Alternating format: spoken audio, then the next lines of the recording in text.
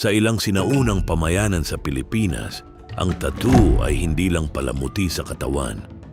Sa mga Bisayan, may mga mandirigma at kasapi ng pamayanan na may marka sa balat bilang tanda ng tapang, karanasan at pagkakakilanlan.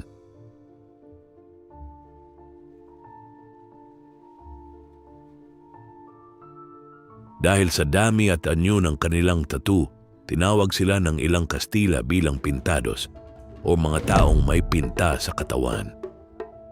Ang mga markang ito ay maaaring magpakita ng katayuan, tagumpay sa digmaan, lakas at ugnayan sa kanilang kultura.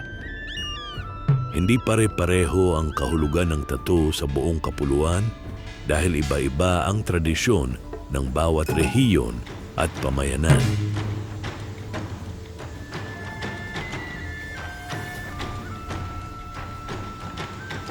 Sa pag-aaral ng pintados, mas nauunawaan natin na ang katawan mismo ay naging bahagi ng kasaysayan, identidad at dangal ng sinaunang Pilipino.